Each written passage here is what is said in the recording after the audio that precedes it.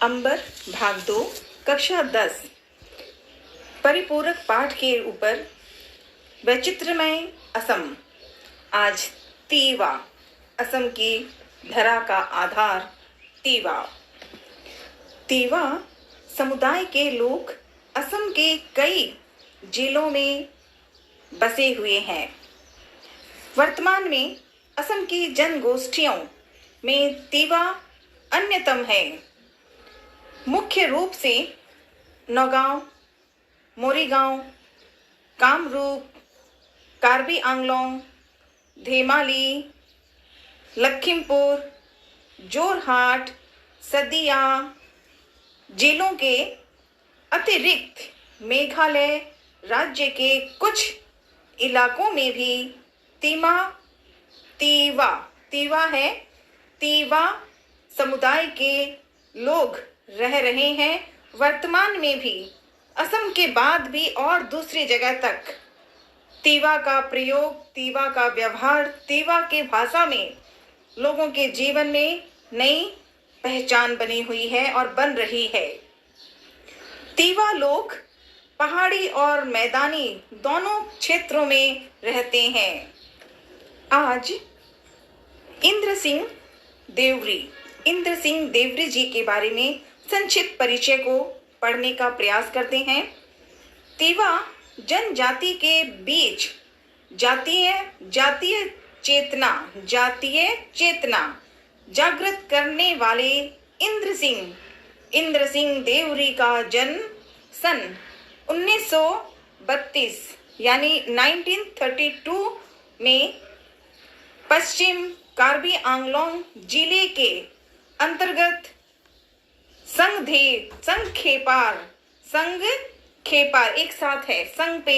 संगखेपार गांव में हुआ था। इसे अगर हम संक्षेप में कहें तो इंद्र सिंह देवरी जी का जन्म सन 1932 में हुआ था। इंद्र सिंह देवरी जी के पिता का नाम माल सिंह पोमा था और माताश्री का नाम मामा आमसी। ये इनके माता पिता का नाम है। 23 फरवरी 2024 हिंदी का एग्जाम होगा।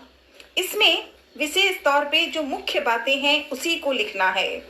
तो इंद्र सिंह जी के बारे में इनके माता पिता का नाम, साथ ही स्वयं इन्होंने अपने जीवन में क्या क्या किया, वो सारी बातें अवश्य रूप में समझ के लिखना है। सन 1939 में देवरी सिंह जी ने कार्बी आंगलोंग जिले के बाउलागोग नामक प्राथमिक विद्यालय में शिक्षा प्रारंभ की थी, पढ़ना शुरू किया था और नगांव जिले के डीमो नामक हाई स्कूल से 8वीं कक्षा तक शिक्षा प्राप्त की। देवरी जी के घर पे इतनी ज्यादा सुविधा नहीं थी कि वो अपनी पढ़ाई का और कुछ विश्वास या प्रयास कर सके, तो 8वीं कक्षा तक उन्होंने पढ़ाई की। लेकिन वो कहते हैं ना कि ज्ञान होने के लिए सिर्फ किताबी ज्ञान ही नहीं, हाँ किताबों की जरूरत होती है, पर ना हो तो भी जो ज्ञान है, जो खुद के लिए जो तेज है वो करते हैं, और ये देवरी जी ने किया। देवरी जी ने पढ़ाई छोड़ने के पश्चात सन 1939 में भारतीय कम्युनिस्ट पार्टी में शामिल हो गए। पार्टी में रहते हुए उन्होंने सामाजिक, राजनीतिक, आर्थिक और शैक्षणिक रूप से पिछड़े हुए तीवा लोगों के उन्नत के लिए उनके लिए विशेष सावधान से तरीके से नया जीवन का प्राप्त करने के लिए उन्होंने निरंतर प्रयास किया। इस परीक्षा में उनके व्यक्तिगत जीवन के बारे में ये जो वाक्य है कि उन्होंने सामाजिक, राजनीतिक, आर्थिक और शैक्षणिक रूप से पिछड़े हुए उन्होंने प्रयास जो किए हैं तीवा लोगों के लिए यही बातें उनके लिए पूरी तरह से अर्थ लिखने हैं, संक्षेप लिखना है, लेकिन जो जरूरी बातें हैं उन्हें। फिर सन 1960 में उन्होंने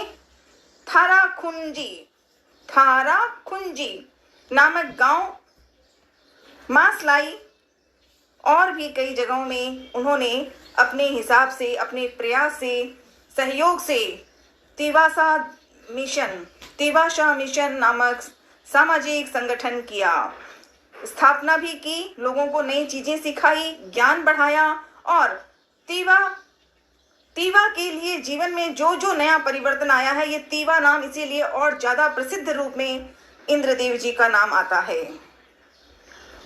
इसके अतिरिक्त 1967 में तीवा जाति के उत्थान के लिए काम करने वाले एक अन्यतम संगठन लालूंग, याद रखें इनका नाम, कि एक अन्यतम संगठन, कैसा संगठन? लालूंग दरबार का जन्म इंद्र सिंह देवरी के नेतृत्व में हुआ। अर्थात इंद्र सिंह देवरी जी ने लालूंग दरबार संगठन के कार्य में पूरी तरह लोगों को तैयार किया, प्रयास किया, और साहित्य और कर्म की कथा में उनके लिए अनेक बातें हैं। उन्हें 1976 में कार्बी आंगलोंग स्वशासी परिषद